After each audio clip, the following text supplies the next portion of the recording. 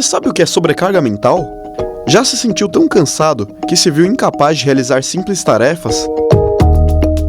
Sobrecarga mental está ligada a um nível de exaustão que seu cérebro pode alcançar após realizar pequenas atividades em um espaço curto de tempo, ultrapassando seus limites. Esse excesso de estímulos pode até prejudicar a memória. O acúmulo de atividades é o sintoma, mas as consequências são diversas. Excesso de trabalho, de tarefas repetitivas e atividades como a leitura, que possui uma função importante no desenvolvimento do cérebro humano, mas que em demasia pode ser danosa. Porém, se executada na medida certa, a leitura fortalece a memória e ajuda a prevenir problemas cognitivos. O nosso cérebro precisa dos estímulos, mas também tem seus limites. E para saber mais sobre eles, acompanhe o Bendita Hora. Tem que ser ele, Dr. Júlio Pereira, neurocirurgião e nosso sócio aqui do programa, Obrigado, doutor Júlio. Muito obrigado. É muito bom escutar o senhor falar. O doutor Júlio é um dos maiores neurocirurgiões que nós temos no Brasil, né? É membro aqui do corpo clínico do Hospital Sírio-Libanês, Beneficência Portuguesa. Eu gosto de lembrar, você tem mais de 300 mil seguidores no Instagram, 750 mil no YouTube. Quase 1 milhão no YouTube, pelo amor de Deus, olha que beleza. É considerado, o canal dele é considerado o maior canal de neurocirurgia do mundo. Do mundo, olha aí que coisa interessante. Por isso que eu falo que só vem gente inteligente. Obrigado, doutor. Obrigado, doutor. Doutor, esse negócio de o cérebro tem sobrecarga mesmo de cérebro? A gente tá falando, viu ali e tal. Como é que funciona essa coisa? Para você ter ideia, o cérebro é um dos órgãos mais complexos, organismo que a gente conhece, né? A gente tem bilhões de neurônios e o mais curioso, cada neurônio se comunica milhares de vezes com outros neurônios. Então as possibilidades de conexão do cérebro, elas são muito grandes. Muito. Agora, essa coisa de, quando a gente fala de sobrecarga, me ocorreu aqui, diz que a gente gasta muita energia, o cérebro gasta muita energia nossa, né? Porque a gente precisa comer carboidrato, precisa comer essas coisas. É verdade que isso, ele consome muita energia? Perfeito. Pra você ter ideia, uma pessoa de uns 70 quilos mais ou menos, 1,5 kg é o tamanho do cérebro. 1,5 kg? Sério? Isso aqui é um cérebro? Esse aqui é o modelo do tamanho normal. Normal de uma pessoa. É 1,5 kg. 1,5 kg. Mas pra você ter ideia, né? Essa quantidade pequena para uma pessoa de 70 quilos, 25% do sangue, da energia, vai para o cérebro. 25%? 25%. Ou seja, um quarto do sangue é para o cérebro? Para o cérebro. E ele usa energia. Então, assim, é um órgão realmente que consome muita glicose, oxigênio, né? E é o que diferencia o ser humano dos outros animais, né? Então, ele é muito complexo, consome muita energia, mas como falou no início aqui, né? Ele tem o seu limite. Então, isso é a questão do limite. O cérebro também tem um limite, ele tem uma capacidade limitada? Tem. Algumas coisas. Primeira coisa que a gente tem que entender é que o processo da gente pensar, de aprender atividades novas, de utilizar a memória, consome muita energia e demanda um tempo para se reestruturar. Então, o grande problema que a gente tem hoje na sociedade moderna, a gente chama o descanso. Isso, a pessoa não descansa. Não descansa. Mas quando você fala de descanso, é o descanso dormir ou não? Tanto dormir como fazer outras atividades. Tá bom. Então, se a gente pensa, poxa, a gente tem 24 horas, né? Teoricamente, a gente tem que ter mais ou menos 8 horas de sono, é muita coisa. Poucos animais, só os mamíferos têm uma quantidade de sono assim tão grande, né? E um dos papéis mais importantes do sono é justamente restabelecer ou deixar de forma mais organizada essas conexões, que a gente refaz as conexões durante o dia quando a gente vai aprendendo. A gente chama isso de neuroplasticidade, que é a capacidade do cérebro se reorganizar. Não descansar, eu não estou falando só dormir, não descansar, então, isso é um perigo para o cérebro. É um perigo, porque o que acontece? Eu até gosto de dar o exemplo do músculo, né? Sim, a gente faz uma atividade física, a gente sabe que a gente tem que descansar. O cérebro, ele não dá esse sentido da gente sentir dor, como sente no músculo, né? Verdade, na articulação, é verdade, né? Mas ele dá estafa. Então, como mostrou nesse programa, eu até brinco com o paciente, eu falo assim, se você for levando seu cérebro ao limite, não descansar, não fazer atividades lúdicas, atividade lúdica não é só pelo lazer, não. O cérebro precisa dela. Precisa dela. O lazer é necessário. É necessário, porque o que acontece? Você tem uma série de conexões, plasticidade do cérebro sendo feita, e você precisa de outras atividades para justamente ajudar na consolidação. Por isso que, até brinco com o paciente, às vezes tem muito paciente estafado porque está num concurso, ou é empresário, está numa empresa nova, eu até brinco com eles, eu falo o seguinte, não tem aquele negócio, durmam, trabalhem enquanto os outros durmam, eu falo, não, durma também, não tem problema não, porque senão sua capacidade, sem dúvida, vai ficar prejudicada. É interessante que isso, geralmente os professores, eles falam isso, né? Olha, você estuda, mas antes da prova, vai descansar. Vai descansar. Porque vai descansar, porque senão você pode colapsar tudo aquilo que foi. Eu dou exemplo que é difícil a gente comparar o cérebro, que é uma coisa tão complexa, a gente compara com o computador, né? Então eu falo assim, a memória da gente, o cérebro da gente, se a gente fizer tanta atividade, eu brinco que é que nem um computador trava, né? Se você ir abrindo tanta janela, verdade, ele precisa de um tempo, E o cérebro é a mesma coisa, porque são conexões refeitas, né? É um dos sistemas mais complexos. Para o senhor ter ideia, padre, o cérebro da gente ele faz com comunicação elétrica, a eletricidade, por isso que a gente chama eletroencefalograma. É uma eletricidade. Tem eletricidade. O axônio ele se comunica pelo sistema axônio é aquele rabinho dos neurônios. Dos neurônios. Aquilo é eletricidade. É eletricidade. E depois ele faz uma sinapse, na maioria das vezes, química. Que são os neurotransmissores, que a gente faz serotonina, dopamina, né? Que é isso que dá, às vezes, quando a pessoa, quando está com depressão, que está um pouco diminuído, esses neurotransmissores? Isso. Tem uma série de teorias de vários. A mais importante é da serotonina, mas hoje a gente já sabe que a dopamina influencia, acetilcolina, né, GABA, são vários neurotransmissores. E os remédios que a gente vai desenvolvendo é justamente nesse sentido. Mas eu brinco com o paciente, com ansiedade e depressão, tudo isso que a gente faz, que a gente sintetiza em remédio, a próprio fazer atividade física aumenta. Então, a produção desses neurotransmissores. Você não precisaria, ou seja, aquilo que a gente toma sintetizado, o corpo já fabrica. Produz. A gente aprende desse jeito, né? Todo remédio é feito dentro de uma lógica de como o corpo funciona. E a gente, nessa sociedade moderna, a gente é imediatista, né? Então, a gente quer logo. É uma coisa simples, mas o básico é o fazer atividade física, o se alimentar bem, o dormir. Tudo isso é coisa tão básica do ser humano e é essencial para o funcionamento perfeito. Eu já falei com o doutor, esse dia ele esteve aqui. A gente vai por todos os lugares, de todas as doenças, volta na Santíssima Trindade. Dormir, comer e atividade física. Atividade física, né? Gente, tudo é só...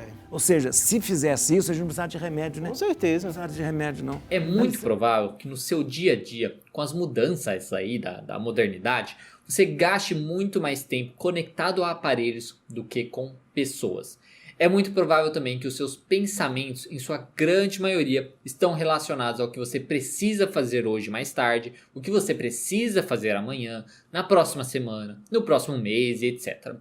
Com o grande aumento da ansiedade, dos transtornos, da ansiedade, assim como outros transtornos psiquiátricos relevantes, como depressão e burnout, alguns pesquisadores começaram a se perguntar o motivo disso tudo estar acontecendo. Uma teoria muito válida e interessante é de que o excesso de estímulos externos associado com a nossa incapacidade de lidar com incertezas e frustrações faz com que nós fiquemos mais acelerados, inquietos e precisando estar sempre em constante movimento.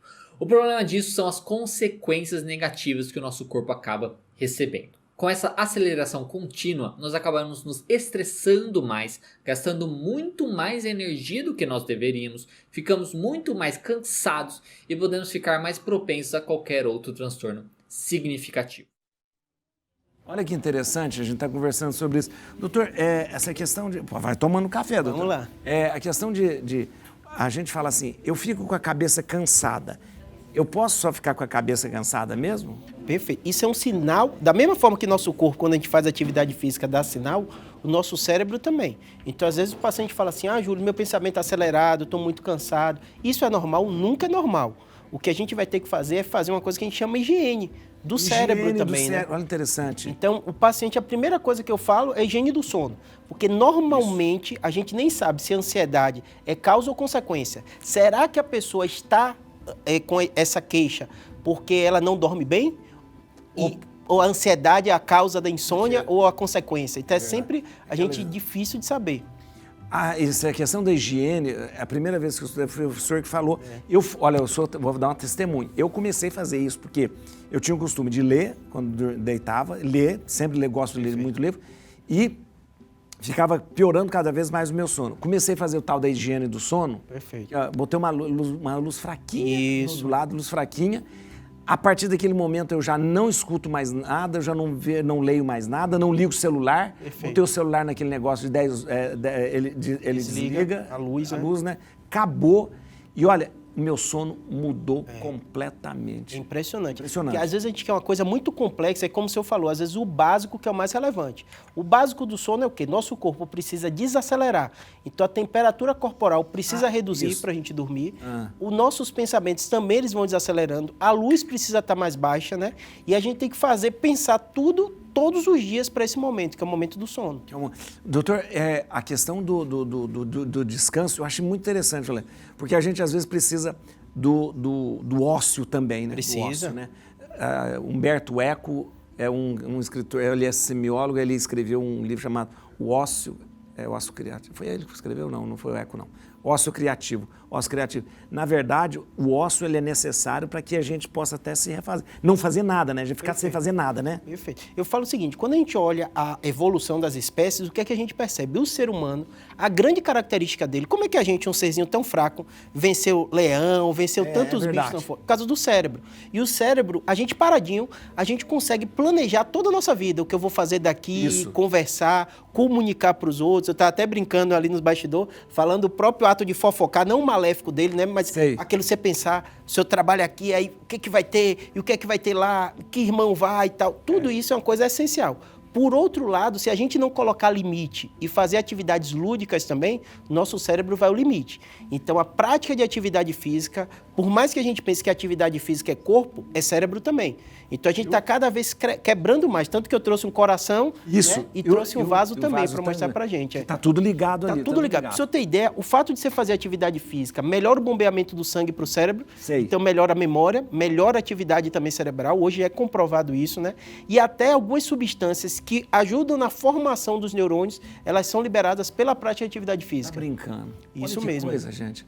Olha, a gente está falando de exercício físico, mas a chamada ginástica do cérebro é algo que você pode e deve fazer. Veja essas dicas, depois eu vou perguntar ao doutor se procede. Vamos ver. O uso dos jogos são grandes aliados na saúde do cérebro. Jogos de raciocínio e lógica são os principais quando o quesito é saúde mental e são recomendados para todas as idades, pois possuem diferentes níveis e desafios, agindo de várias formas em nossa mente. Um deles é o famoso jogo da memória. Nele você é desafiado a melhorar o raciocínio por meio da busca de figuras iguais. As palavras cruzadas ajudam a acelerar o raciocínio e adiar as doenças do cérebro. Este joguinho é um dos instrumentos mais usados por médicos para tratar de doenças relacionadas à perda de memória. Pois quanto mais informações o cérebro recebe, mais sedento ele fica de novos conhecimentos. Segundo a Sociedade Brasileira de Arte, Cultura e Cidadania, SOBAC, o xadrez é um exercício cerebral e cognitivo bastante eficiente, que estimula o funcionamento e extensão da memória e do trabalho neuronal, como a inteligência, a atenção, a memória, o espaço visual e também o raciocínio. Mas você também pode optar por outros jogos como Charada Lógica e Quebra-Cabeça, claro, dentre outros. Então dá sim para se divertir e ainda exercitar a sua mente. Doutor, a questão de jogos, porque a gente sempre vê lá, para exercitar o cérebro você precisa fazer jogo, xadrez, aprender línguas novas, desafiar. Isso é uma das coisas mais relevantes, que mais revolucionaram da medicina nos últimos anos. Por quê? Hoje a gente tem uma coisa que a gente chama ressonância funcional. Então, a gente conversando, por exemplo, poderia colocar nesse... É mais usado para pesquisa e ver o que acontece no cérebro. Então, antigamente, o que é que o médico falava? Faça a palavra cruzada, faça crochê. Porque a gente tinha a visão que o idoso era para fazer isso, né? Só que hoje em dia a gente sabe que quanto mais complexa a atividade, melhor para o cérebro. Então, essas atividades que envolvem raciocínio, interação, a própria leitura, por mais que a leitura pareça uma coisa monótona, até você está lendo a Bíblia, você está ali pensando, né? O que é que aconteceu com Davi. Você está criando, vai criando as coisas. Então, assim, você recria. Tanto que é curioso quando você está lendo a parte occipital, que é da visão, aqui da parte de trás do cérebro, ela está sendo ativa, a parte auditiva, mesmo você está lendo sozinho, está sendo estimulado. Então, quanto mais complexa a atividade, melhor nosso cérebro exercita. E eu falo com todo paciente, não faça nada obrigado. Você só vai fazer bem uma atividade se você gostar. Se você gostar de jogo de tabuleiro, ótimo. Se você gostar de jogo da internet, excelente. Se você gostar de leitura, eu vou ler a Bíblia. Faça o que gosta. Gente, olha que beleza. Agora, não só o cérebro, o corpo também. Por isso também. que a prática de atividade física é muito importante. Gente, isso é importante. Doutor, vocês estão percebendo que ele fala na atividade física? Perfeito. Porque realmente a atividade física, ele transforma a pessoa. Com certeza. E não é só para modelar o corpo. Isso seria a última coisa que a atividade física deveria ser preocupação. Perfeito. Né? Mas deveria ser isso, essa coisa. Você falou de oxigenar o cérebro. A gente tem uma coisa, né? Quando a pessoa passa mal, desmaia, o que a gente faz? Né? A gente vira a pessoa levanta a perna para oxigenar melhor o cérebro, então, é isso mesmo. Isso o exercício físico faz igualzinho, naturalmente, né? E eu brinco até com meus pacientes, porque não disse que a fé sem obras é morta, né? Verdade. Eu brinco, a informação sem ação também é morta. Porque a pessoa sabe, mas não faz. Eu dou o exemplo para meu paciente, fala assim, ó, bote no Google se você quiser aí, tempo de vida dos médicos. Os médicos vivem menos do que a população. Tá brincando, doutor? Com toda a informação que a gente tem de saúde. Tem pesquisa aqui do Conselho Regional de Medicina. Por quê? Por mais que a gente tenha informação, tem uma série de coisas que às vezes na nossa rotina a gente não consegue implementar. A prática rotineira de atividade física, você deve, às vezes, conversar com muito médico gordinho que nem eu, né? Então, assim, não tem jeito. A informação tem que estar associada à ação. Claro que ninguém é perfeito, né? A gente é diferente, o cérebro de cada um, né? O tipo de trabalho também de cada um. E o seu público também. Eu sei que aqui tem muita informação, mas ele tem olhado dentro da minha realidade. Eu gostei. O que eu posso fazer? Informação sem ação também não vale nada. Não vale nada. Você falou, eu lembrei do cardiologista da minha avó. Ele tirava, ia consultar a minha avó lá em casa, assim, consultando com o estetoscópio, com um cigarro na boca. É muito engraçado isso, né? É difícil. Ele com cigarro e tirava pressão, fumando. O senhor falou eu trouxe uma informação interessante. O lazer, uma vez o lazer não pode ser obrigatório, né? A pessoa não pode falar assim, eu tenho que assistir um filme. Não. Ele deixa de ser lazer. Perfeito. Nossa cabeça é meio cartesiana, né? Então o paciente pergunta assim, Júlio, o que eu faço de atividade física? Eu fiz, você que tem que me dizer, né? É verdade. Existem algumas atividades físicas que são muito boas. Eu sei que seu público, grande parte é da terceira idade, então tem uma coisa natural com todo mundo. A gente envelhece, nossas articulações doem. Então as atividades de baixo impacto, que é hidroginástica, pilates, natação, é excelente. E a musculação também tem ganhado cada vez mais espaço. Aí tem paciente que fala assim, Júlio, eu odeio musculação, eu gosto de fazer caminhada com minhas amigas. Vai para caminhada com suas amigas. A pessoa vai descobrindo. Vai descobrindo. O que ela não pode deixar de fazer a sua atividade física, uma alimentação boa. Perfeito. Doutor, a questão do cérebro, a gente está falando dessa questão de sobrecarregar o cérebro e tal. Eu não sei se isso é mais emocional, tá? Mas a pessoa, problemas, aquela, de repente... Isso chega também a sobrecarregar neurologicamente? Chega. Para você ter ideia, nos últimos anos houve uma revolução muito grande na medicina. A gente chama até de epigenética, que é o quê? A gente sabe que tem a base do nosso DNA, tudo isso, mas a gente sabe que algumas expressões gênicas, elas podem ser aumentadas por estresse externos.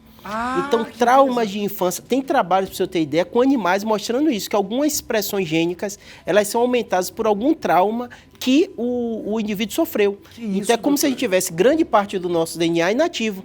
E aquelas partes do DNA podem ser ativas a depender de alguns estresses. Então, eu falo com todo paciente, quando a gente vê, e às vezes é difícil da pessoa falar assim, fulano tem uma vida tão estressada, morreu cedo. Tem a ver a parte emocional com esse tipo de morte, que eu até brinquei isso do médico, né? O médico morrer. A gente sabe que atividades estressantes, elas influenciam sim, influenciam no coração, influenciam no cérebro, né? E em especial as doenças psiquiátricas, que o senhor até está falando antes no bastidor, né? É difícil dizer o que é neuro, o que é psiquiatria, né? Mas de um modo geral, esses estresses traumáticos, eles vão influenciar.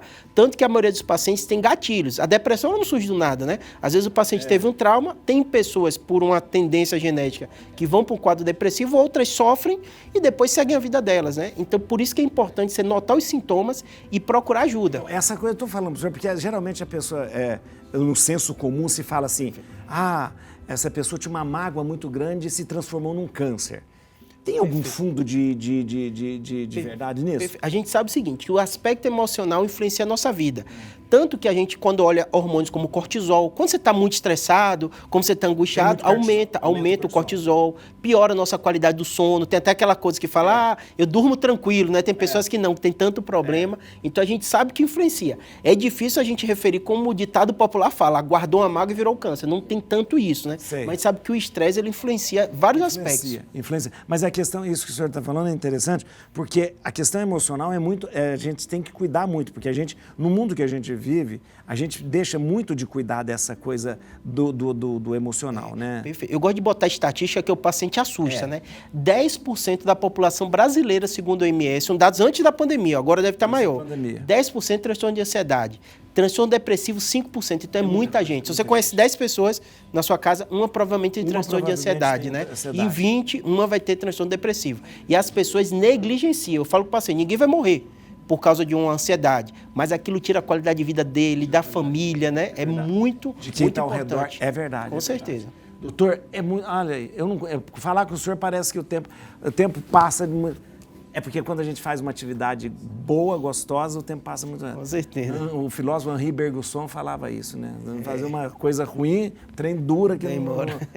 Mas eu queria agradecer. Muito obrigado. Mais uma vez, o senhor nos encheu de sabedoria e também de conhecimento. Isso é importante. Mas como ele disse, conhecimento sem ação não vale nada. Com certeza. Ó, você pode... Falei do Instagram, falei do YouTube, então vamos lá, ó. No Instagram, @neurocirurgiabr. Vamos lá? @neurocirurgiabr. Vai lá, começa a seguir. E se inscreva no maior canal de neurocirurgia do mundo. Neurocirurgia BR, do Dr. Júlio. Neurocirurgia BR no YouTube. Neurocirurgia BR. Doutor, mais uma vez, muito obrigado pela sua disposição, disponibilidade, solicitude. Obrigado mesmo. Obrigado.